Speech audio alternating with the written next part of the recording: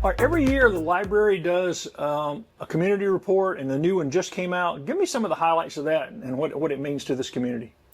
Okay, well, Greg, part of the reason we put out the community report is to be accountable to our county patrons and the people who use us. So we are funded by taxpayer money, so we want to make sure that we are showing people the good things that are happening at the library and how we are using those funds to better our community. So, having said that, if you look through the report, there's a lot of data in here. I love data showing, how many people are visiting, how many people have library cards, how many checkouts we have, all of those kinds of things. And our numbers have really increased from the 2023 year to the 2024 year. And one highlight statistic for that is that the number of people who have attended coming to our buildings, the 9 library buildings we have in Anderson County, is almost 40% over last year. And there are a lot of factors that go into the 40% increase, including our programming, our meeting rooms. All of those things are more widely attended. But one point I want to make today is that during the devastating hurricane, during Helene, there were a ton of people who came in and used us to charge their phones, their laptops, just come into the air conditioning. It was so hot. Nobody had power for, that period of time. Another big thing that brought people in was early voting. We had early voting at some of our locations, and that was widely used by people in our community, and they came to the library, and a benefit of that is that they saw what we were doing. They might have gotten library cards, etc. Well, remind people of the locations, because not everybody even realizes how many branches they are and all the other. Okay, so we have one in Anderson downtown. We also have one at the Westside Community Center, Belton, Honea Path, Iva, Williamston, Pendleton, Powdersville, and Piedmont. And the library, you've seen a shift just since you've been in charge, is becoming more and more of a community hub and not just a place where people check out materials and stuff, right? Absolutely. So I've been the director for about 4 years now, worked here for 18 years. I've definitely seen an increase of use in our meeting spaces, people coming in and having their own trainings or meetings or programs, things like that. There's also coming in to use other services that we have, coming in to have things notarized, coming in to use or check out items that are not books. So one thing we've increased drastically is our Leap Station items, which are non-traditional. So if you want to go to a state park, we have state park passes you can check out. If you want to use a fishing pole, we have fishing poles. If you want to take a chess set home and play chess with your family for a week, you can do that here. So all of those different kinds of things that we have to help keep the library relevant to the Anderson community. And I see a lot of students using the study rooms. You have a lot of study rooms for people coming. We do. We have a lot of students and tutors who come in, to tutor kids at school. We've also seen an increase in use from Anderson University or Tri-County students. We have made a point to help outreach to those students who are in our community, so they come in and use this as a place to study.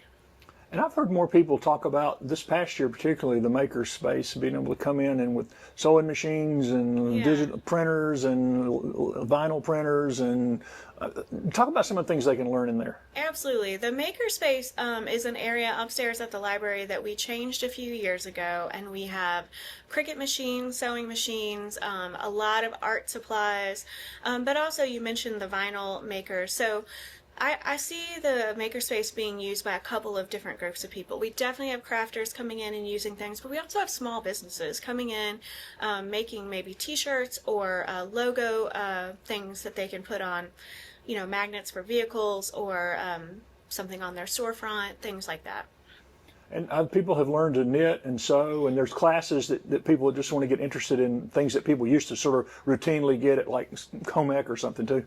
Yeah, no, absolutely. We've had a definite increase in people wanting to, use the sewing machines, make their own cards, just make gifts and things for friends and family, and the makerspace has really picked up on those things. We have classes where people can learn those things, and we also have open time so people can come in and just use the machines on their own for what they want.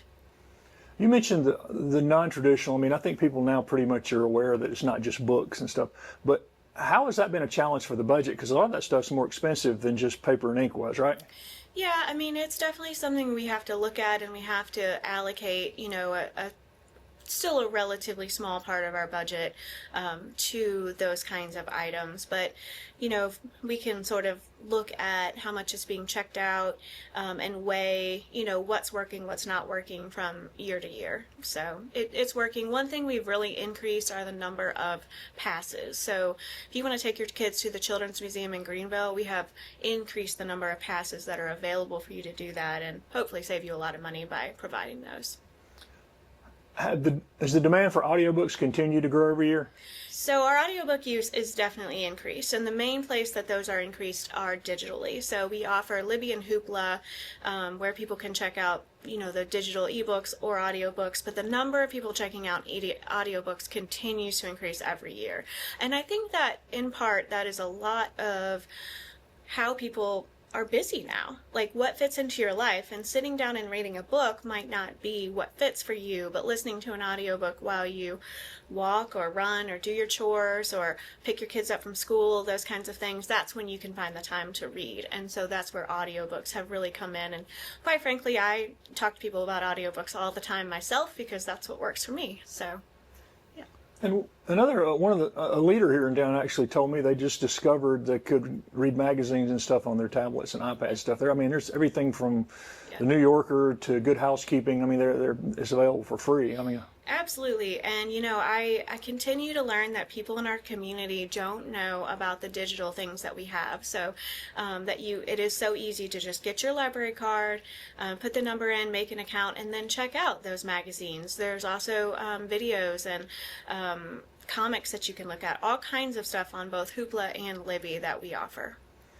Y'all have had to do a lot of upkeep and upgrades over the past year, right, at the branches? You've done some... We have.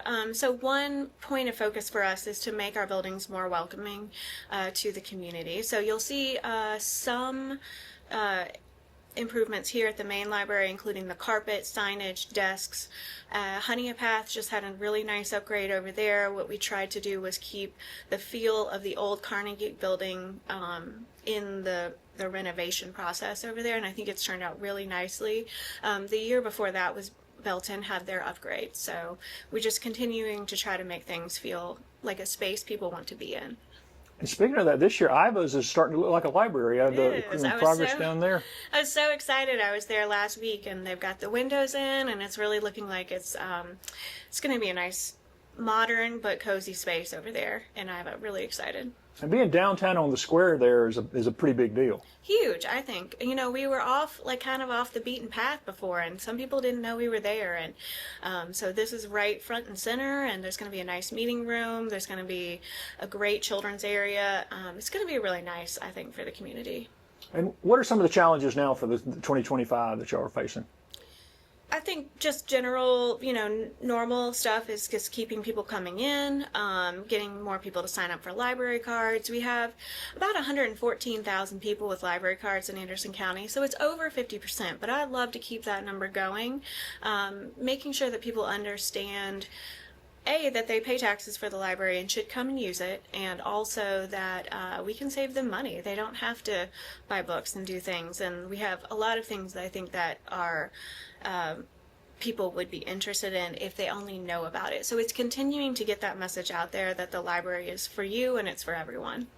And it seems like I've been surprised that no matter what time of day I've come in here for something, there's some children's storytelling going on.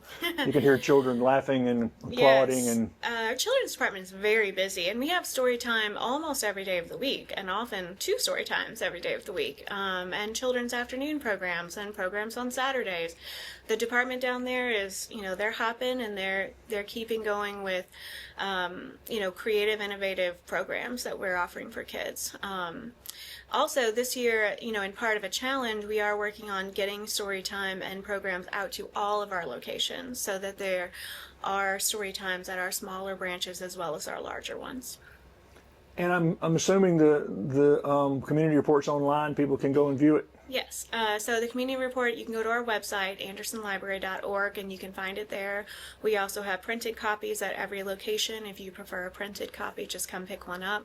I'm also happy to talk to people about what they see in the community report or any other things that they might have that they would love to speak to me about personally.